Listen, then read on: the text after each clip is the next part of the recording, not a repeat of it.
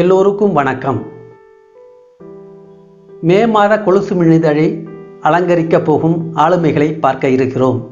அதற்கு முன்பாக இந்த மாதத்தில் சிறந்த கவிதையாக தேர்ந்தெடுக்கப்பட்டிருப்பது கவிஞர் நித்யா சபரி அவர்கள் எழுதிய பெண்களின் தேசம் என்ற கவிதையாகும். கவிஞர் நித்யா சபரி அவர்களுக்கு நமது வாழ்த்துக்களையும் பாராட்டுதல்களையும் தெரிவித்துக் கொள்வோம்.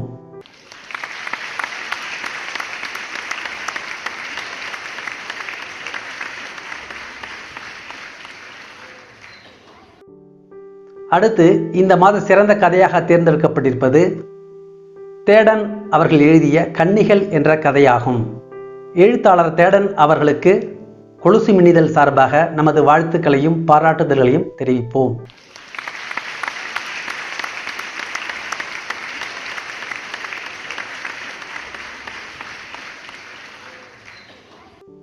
இந்த மாத சிறந்த கட்டுரையாக தேர்ந்தெடுக்கப்பட்டிருப்பது எழுத்தாளர் கபிலரசன் அவர்கள் எழுதிய அழிவின் விளிம்பில் இருக்கும் கொடும்பாளூர் புராதன சின்னங்கள் என்ற கட்டுரையாகும்.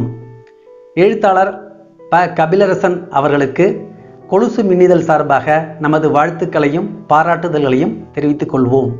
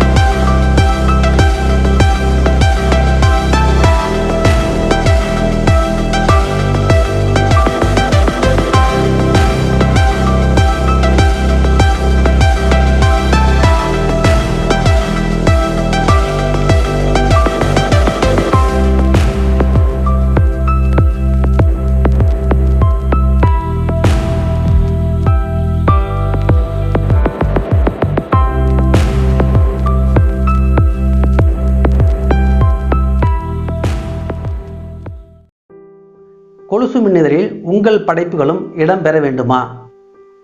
எனில் உங்கள் படைப்புகளை kolusu.in@gmail.com என்ற மின்னஞ்சல் முகவரிக்கு மாதந்தோறும் 20ஆம் தேதிக்குள் அனுப்ப வேண்டுமாய் கேட்டுக்கொள்கிறோம். தேர்ந்தெடுக்கப்படும் படைப்புகள் அடுத்த மாதம் 2ஆம் தேதி வெளியிடப்படும் என்பதை தெரிவித்துக் கொள்கிறோம்.